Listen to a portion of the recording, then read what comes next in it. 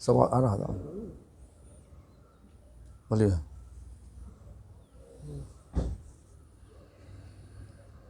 तो सवाल ये था कि अपने भजन के अनुभव को कैसे गुप्त रखें। भक्तिविनोद ठाकुर ऐसा ही बताया भजन को गुप्त रखने के लिए, मतलब भजन का अनुभव गुप्त रखने के लिए। और जो कुछ मैंने जितना गुप्त रखोगे उतना ही तुम्हारा उपलब्धि बढ़ेगा। तो कैसे गुप्त रखे, छुप के कैसे रखने होगा वो तो पता है, तो सबको बात। अपने पास हीरा है, वो कैसे तुम्हारे घर में गुप्त रखे, वो तो तुम्हारा बुद्धि तो है ही, कहाँ पे रखने होगा, कैसे रखने होगा। इस प्रकार भजन का उपलब्धि जब बाहर में प्रकाश करने की इच्छा होगा तो ऐसा सोचो कीजिए जो हमारा मन में भौतिक लाभ पूजा प्रतिष्ठा आ गया।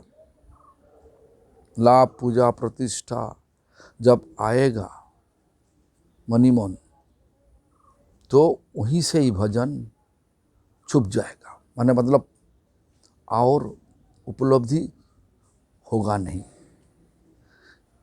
तो इसलिए अपना बुद्धि लगाना चाहिए। जो आप हमारा उपलब्धि हमारा से जो बड़ा है, माने भजन से बड़ा है, ऐसा नहीं उम्र से बड़ा नहीं, जो भजन से बड़ा है उनके साथ बोल सकता, छुपा के बोल सकता। लेकिन जनसाधारण का मतलब आम आदमी के पास जा कर के बोलने का जब इच्छा होगा तो सोचो कीजिए भौतिक लाभ पूजा प्रतिष्ठा आ गया, अभी भजन अपने आप छुप जाएगा। तो इसलिए सावधान होना चाहिए, सचमुच दिमाग लगा के छुपाना चाहिए। हमारा भगवान हमको जो चमत्कार दिखा रहा, वो चमत्कार को सबके पास मत बोलो, मनी मन रखो, उपलब्धि करो और तुम्हारा साधना को आगे बढ़ाओ। अगला सवाल है, घर परिवार में रहकर भजन कैसे करें। घर परिवार तो भजन का एक जमीन है, मतलब घर परिवार ही भजन का एक स्थान है, जगह है। मंदिर हमारा सोच बोझ है कि मंदिर में ही भगवान है, ऐसा नहीं। घर परिवार में ही तो भजन माने भजन हो सकता। विशेष रूप से कली युग में मंदिर में भजन हो नहीं सकता, इतना आसानी से हो नहीं सकता, सरल रूप से हो नहीं सकता। मंदिर में हर एक प्रकार लोग है, ग्रुप भी है, उसमें तो बहुत दिक्कत होता। तुम्हारा मन का जो इच्छा तुम कर नहीं सकता। मंदिर का जो अधिकारी है उनका बात सुनना ही पड़ेगा। अधिकारी के साथ तो ग्रुप जी है, उन लोगों को बात सुनना पड़ेगा, एक ग्रुप को साथ देना पड़ेगा। इस प्रकार सब है। लेकिन घर तो अपना हिसाब से चलाओ। हाँ, घर में ही तो भजन होगा। तो कलियुग में ऐसा ही भक्तिविनोद ठाकुर बताया हम लोग को, गृहस्थ आश्रम श्रेय, मतलब अच्छा। किस लिए अच्छा? हमारा जो उपलब्धि, हमारा जो विचार अनुसार गुरु का विचार ले करके हम पूरा रूप से हम घर में भजन कर सकता। तो इसलिए घर में पहले तो पत्नी को, पति को, जितना सब संतान है जितना रिश्तेदार घर में है सबको इस धर्म के बारे में बताना चाहिए। धर्म के बारे मतलब धर्म करने से क्या लाभ है ये चीज़ बताना चाहिए। तो कोई लोग तो विरोध करेगा ही, लेकिन तब भी अपना लोग थोड़ा विरोध करे, अपना घर में अपना तो अधिकार कुछ ना कुछ है, साधारण रूप से कर सकता, लेकिन मंदिर में कर नहीं सकता। इसीलिए घर ही अच्छा स्थान है, अच्छा जगह है जहाँ पे हम लोग हमारा उपलब्धि अनुसार भगवान का सेवा कर सकता। भजन मतलब सेवा। अगला सवाल है, स्त्रियां मासिक धर्म में मंत्र जप व ग्रंथ पाठ कैसे करें? देखो, ग्रंथो स्त्रिया का मासिक धर्म तो भगवान के द्वारा दिया हुआ। ये धर्म शास्त्रों में ऐसा बोला कि इंद्रों का जो शाप लगा था, वो शाप मतलब इंद्र का जो पाप था, पाप में इंद्र जो दिक्कत में थे, वो पाप को 4 जगह में बांट दिया था। एक तो स्त्रिया का शरीर में, ऊषर भूमि, जिस जमीन में खेती नहीं हो सकता, उसी जमीन में जल का जो बुद्धि है, बुदबुदी है, वो बुदबुद में, जल का बुदबुद में, और जो पेड़ का जो गम है,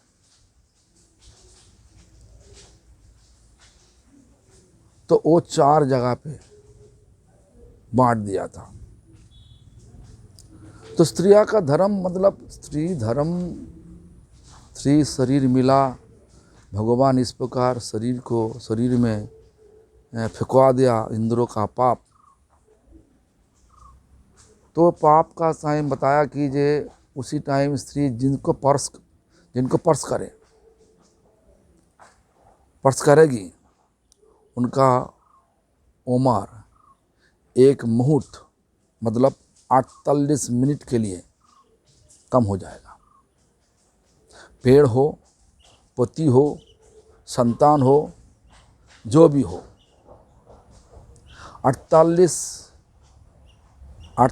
मिनट, 1 मुहूर्त। 1 दंड मतलब 24 मिनट, 1 मुहूर्त मतलब 48 मिनट एक स्तब्ध हो जाता, मतलब कम हो जाता। तो इसलिए स्पर्श मत करना, लेकिन भगवान को नाम तो कर सकता। भगवान तो बता दिया, यही तो सर्वसिद्धि हई वे सवार सर्वक्षण बोलई तो विधि नहीं यार। हर टाइम हम लोग बोल सकता, ये तो कोई विधि विधान नहीं। लेकिन जो दीक्षा समय पर जो माला मिला, वो माला का पर मत करना। लकड़ी का अलग से माला लेकर के, हमारा गुरुजी बताया था कि जे कपड़ा को गांठ 108 गांठ दे करके, गांठ मतलब ना हिंदी में, गांठ दे करके 108 जब शंकर जप करो। लेकिन अभी तो बेल का माला, नीम का माला ये तो है, तो एक माला रख दो, जप करो। किताब तो पढ़ सकता, कोई दिक्कत नहीं, किताब तो पढ़ सकता, ऐसा नहीं किताब पढ़ नहीं सकता। दिल को कैसे छुपाओगे? दिल तो भगवान दिया। हाँ, दिल को कहता कि जे सूक्ष्म आत्मा साथ घूमता, आत्मा को तो छोड़ नहीं सकता। तो इसलिए मन में इच्छा हुआ, दिल में इच्छा हुआ तो किताब पढ़ने के लिए पढ़ो, क्या दिक्कत क्या। और नाम तो करना ही पड़ेगा, ऐसा नाम छोड़ना नहीं।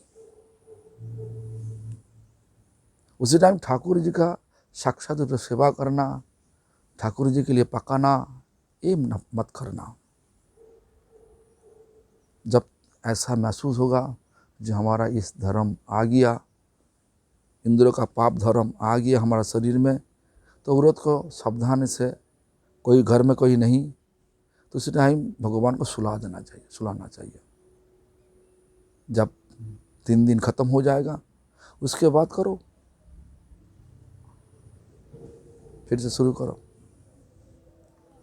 अगला सवाल है, बाहर रहकर भी वृंदावन धाम वास का फल कैसे पाएं? देखो, शरीर में जहाँ पे रहे वो तो हमारा असली परिचय नहीं होता, हम यहीं पे रहे। हमारा मौन जहाँ पे है वही स्थान में हम विराजमान होता, यही विचार है। इसलिए दुनिया में जहाँ पे रहो मौन को धाम पे रखो। जो तुम्हारा धाम ब्रोज में बहुत पसंद है, सबसे अच्छा है, पहले गौर धाम में रखो, मतलब नवद्वीप धाम में रखो, मायापुर में रखो। नवद्वीप मायापुर का कृपा ले करके उसके बाद वृंदावन में जाओ। क्योंकि ऐसा ही रघुनाथ दास गोस्वामी हम सबको शिक्षा दिया, हम सबको शिक्षा दिया। क्या बोला? जे सची शिनु नंदीश्वरपति सुतत्ते गुरुवरंग। सची नंदन और नंद नंदन दोनों अलग नहीं, पहले सचिनंदन बोला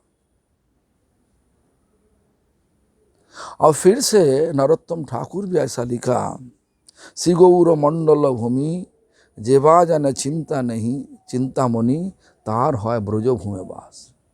जो मणिमन हर टाइम गौरमंडल में, गौरमंडल को चिंता में रखा, वही लोग भगवान चैतन्य महाप्रभु का कृपा ले करके ब्रजभूमि में रह सकता हमेशा के लिए। श्री गौर मंडल भूमि जेवा जन चिंतामणि तार है ब्रजभूमि वास। ब्रजभूमि में वास करने का, रहने का यही तरीका है। गौर मंडल को, माने गौर धाम को, चैतन्य महाप्रभु को हर टाइम मनी मन रखना चाहिए, चिंता में रखना चाहिए। तो मौन को गौर मंडल में रखो और ब्रज मंडल में रखो, तो जहाँ पर रहो तुम ब्रज में ही होगा। मौन को रखना चाहिए। हमारा परमार्थिक विचार क्या है? परमार्थ विचार है, मौन जहाँ पे है मैं वहीं पे है। हाँ, मौन जहाँ पे है हम वहीं पे है। मौन को भगवान का चरण पर रखना चाहिए। तो भगवान चरण पे है। भगवान कहाँ पे? वृंदावन में है। जहाँ पे भगवान वहीं वृंदावन है। नाम करो, भगवान का चरण चिंता करो, जो कुछ करो भगवान का सहारा लेकर के करो, यही है तरीका है। अगला सवाल है, काम क्रोध आदि का वेग आए तो क्या करें? तो काम क्रोध लोभ मोह मदो मत्सर्जो, ये तो भगवान का कृपा से हम लोग इनको रोक सकता। भगवान का कृपा के लिए भगवान का स्वरूप है। सब दिक्कत से भगवान रक्षा करते। किस रूप से? नरसिंह भगवान को रूप से। और नरसिंह भगवान का प्यारा भक्त है प्रहलाद महाराज। तो प्रहलाद महाराज का नाम से पुकारना चाहिए। प्रहलाद महाराज की कृपा ले करके नरसिंह भगवान को पुकारना चाहिए। इस प्रकार दोनों को सहारा लो, धीरे धीरे देखो और सब कुछ नियंत्रण हो गया। वो लोग का सहारा, भगवान नरसिंह भगवान का सहारा लेकर के हमारा भक्ति को आगे बढ़ा सकता, रक्षा कर सकता। इसीलिए हम सबको इस प्रकार विचार रखना चाहिए। हम लोग, हमारा इस दुनिया कब कैसे हम सबको खींच के कहाँ पे लेके जाएगा किसी का पता नहीं। हर टाइम भगवान का चरण सेवा में मौन रखने के लिए नरसिंह भगवान का और प्रहलाद महाराज का सहारा लेना ही चाहिए। वो लोग जितना दिक्कत है सबको टाल देगा और सरल रूप से हम लोग भगवान का सेवा में रह सकता जिंदगी भर। और जो कुछ होगा भगवान रक्षा करेगा ही करेगा नरसिंह भगवान रूप से। अगला सवाल है, घर में विरोध हो तो कैसे करे भजन? वही तो परीक्षा है। ये दुनिया तो विरोध का पूरी दुनिया ना। देखो इतना जो दिक्कत माया देवी हर जगह पे है। मंदिर में घुस गया, आज का दिन में बाहर से देख रहा साधु, अंदर में बहुत माया देवी का विचार है। जहाँ पे जाओ सब जगह पे यही है, विरोध है। मौन विरोध कर रहा, पत्नी विरोध कर रहा, पति विरोध कर रहा, माने संतान विरोध कर रहा। ये पुकारते तो रहेगा ही, यही तो परीक्षा है। इसीलिए तो भगवान नरसिंह भगवान का सहारा ले करके हम सबको आगे बढ़ना चाहिए। क्यों? नरसिंह भगवान सारा विरोध के अंदर में भगवान को साधना करने का क्षमता देगा। सब कुछ सहन करने का क्षमता कौन देता? भगवान देता। भगवान नरसिंह भगवान का रूप लेकर के हम सबको देता। इसलिए नरसिंह भगवान का सहारा लो, घर में विरोध को सहन करने का सीखो। जितना सहन करोगे उतना ही भगवान का सहारा महसूस होगा, भगवान का कृपा महसूस होगा और भगवान उतना ही खुशी हो करके हम सबको आगे लेके चलेगा। हमारा आगे जाने का विचार है, वो बात तो सही है, लेकिन भगवान का विचार में आना चाहिए। तो भगवान पहले तो परीक्षा लेगा। तुम्हारा जो रिस्पॉन्सिबिलिटी कर्तव्य है उनसे छुपाना चाहते हो तुम लोग, छुपाने के लिए हमारे पास आना चाहते हो। तो इसलिए भगवान माया देवी को भिजवा के हर एक प्रकार दिक्कत देता। भगवान परीक्षा लेगा ही। देखो ना, आज से दुनिया में कोई तुम्हारा तो डिग्री मिल गया, मास्टर डिग्री मिल गया, पीएचडी मिल गया, तब भी तुम काम के लिए ऑफिस में जाओ तो पहले क्या करते? ऑफिस वाला इंटरव्यू लेता। तो माया देवी को भिजवा के भगवान हमारा घर में माया देवी को भिजवा देता। घर में घुस के सब परीक्षा ले रहा, भगवान के लिए कितना हम सहन कर सकता, सहन करने का ताकत है कि नहीं। जैसे भी परिस्थिति हमें सब कुछ सहन करना होगा। लक्ष्य एक ही जगह में होना चाहिए। कहाँ पे? भगवान का सेवा पे। जब इस प्रकार लक्ष्य रहेगा भगवान जरूर लेके जाएगा। ऐसा घर में तो विरोध होगा ही, ऐसा मत सोचो कि घर में विरोध नहीं होगा, लेकिन घर का विरोध सरल रूप से तुम सहन कर सकता। इसलिए घर में से ही भगवत भजन अच्छा होता। आज का कलयुग में, आज का दिन कलयुग में घर में अच्छी रूप से भगवान का साधना होता। अगला सवाल है, भजन करते समय नींद क्यों आती है और उससे बचने के उपाय?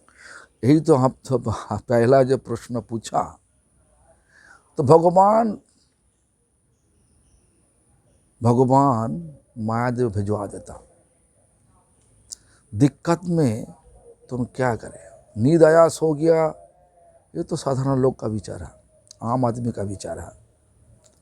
लेकिन नींद को हटा के हमारा लक्ष्य को पूर्ण करना, देखो पहले ध्यान करने का टाइम कितना दिक्कत होता, कितना दिक्कत। 100 बरस हम तो सुना हिरण्यकशिपु 10,000 बरस खाना छोड़ दिया, एक टांग में खड़ा होकर के हाथ ऊंचा करके ब्रह्मा जी का तपस्या किया। ऐसा दिक्कत लेने से बाद ब्रह्मा का कृपा मिला।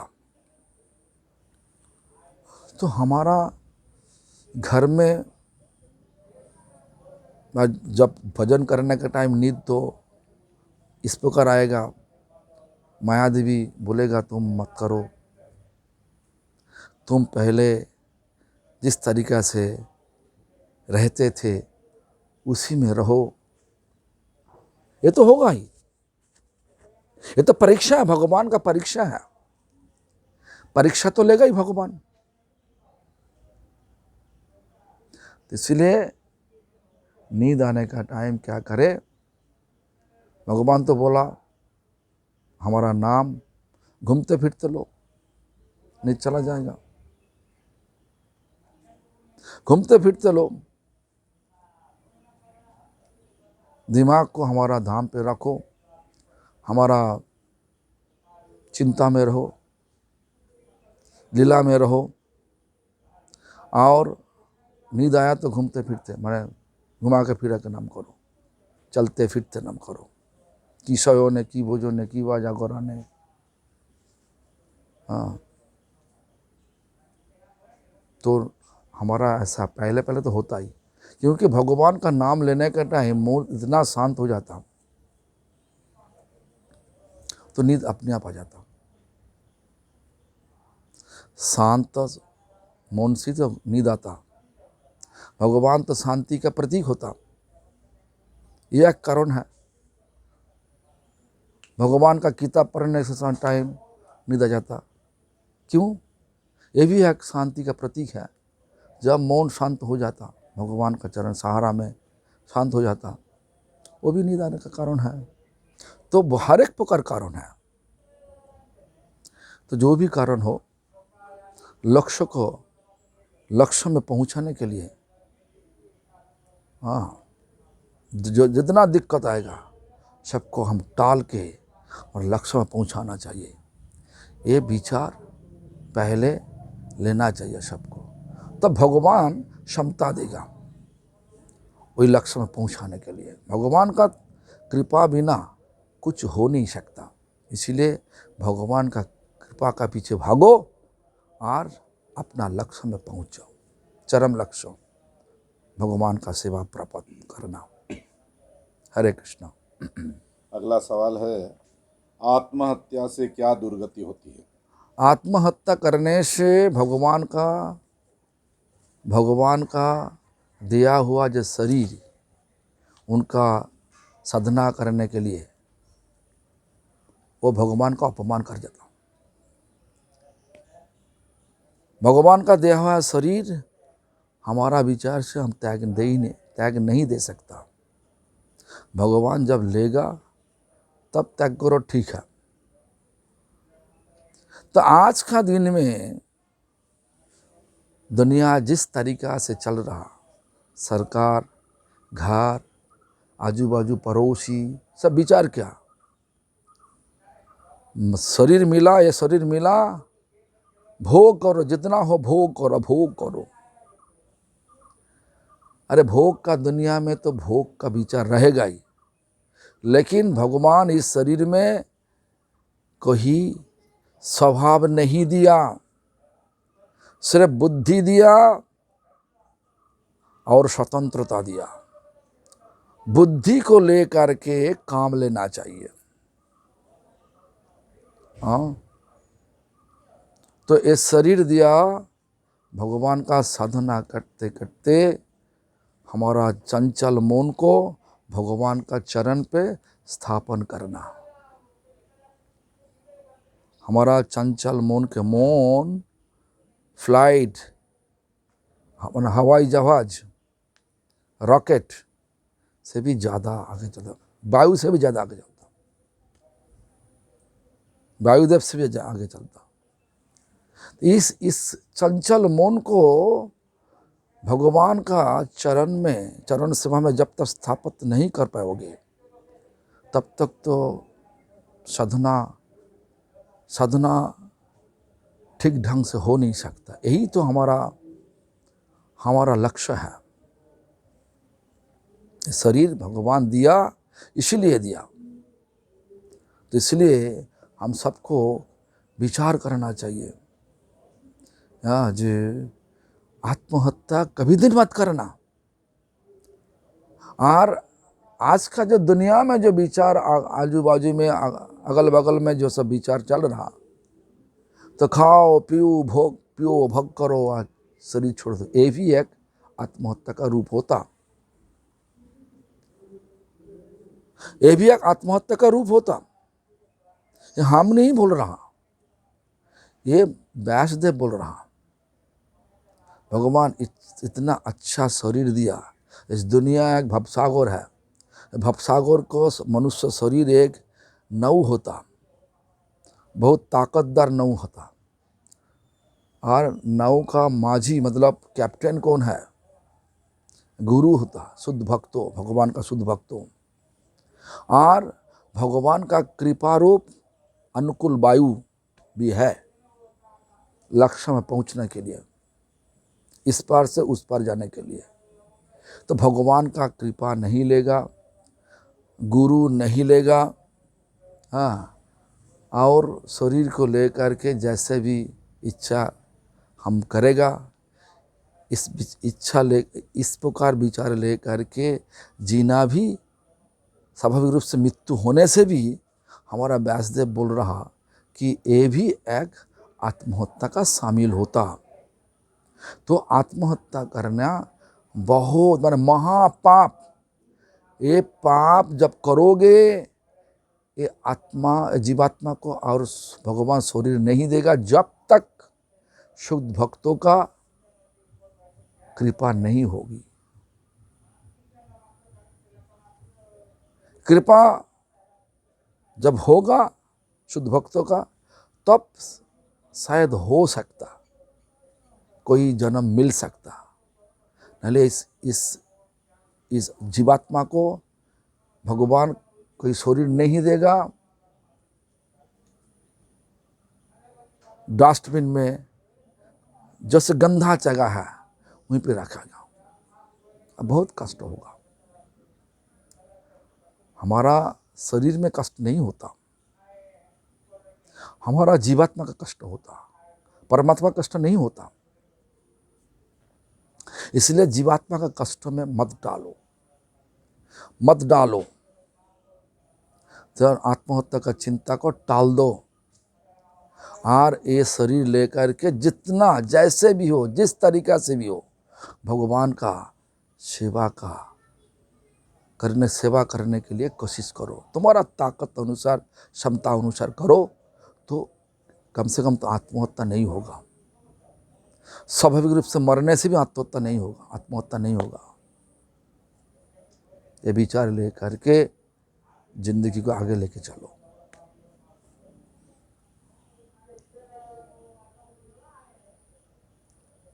अगला सवाल है, हम तो ब्रह्मचर्य रहना चाहते हैं पर जीवन साथी को कैसे समझाएं? जीवन साथी मतलब क्या? पत्नी को, पत्नी या पति? पत्नी और पति।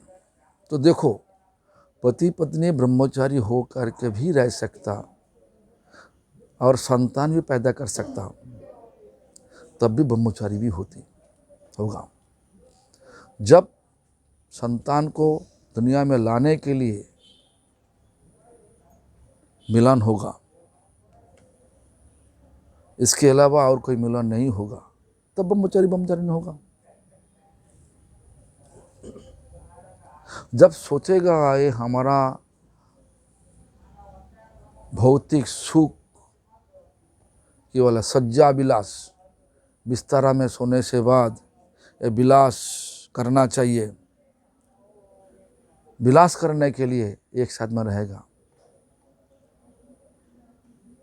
तो इस प्रकार विचार लेकर के जियोगे तो ब्रह्मचारी नहीं हो सकता। देखो कृष्ण का कितना पत्नी थे, 16,108, तब भी कृष्ण ब्रह्मचारी थे। हाँ, तो इसलिए विचार ऐसा करो, ब्रह्मचारी होने की इच्छा है तो ऐसा विचार करो,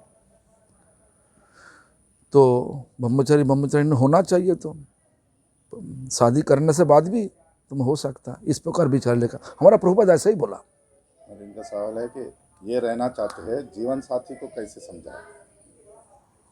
हाँ,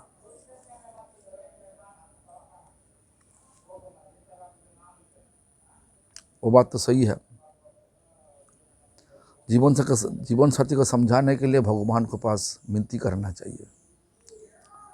भगवान चरम में सब कुछ कंट्रोल कर सकता। भगवान जब जीवन साथी को समझा देगा, वो जो बोल रहा तुम्हारा भलाई होगा, तब वो मान जाएगा, तब वो मानेगा। तुम्हारा कोशिश और भगवान का कृपा जब दोनों एक साथ में होगा, तब होगा, काम होगा। कोशिश में रहो, भगवान का कृपा मांगो, तो हो जाएगा, काम हो जाएगा। हमारा विचार ऐसा ही है। बस हो गया पूरा। वो 2-3 सिमिलर है हमारा।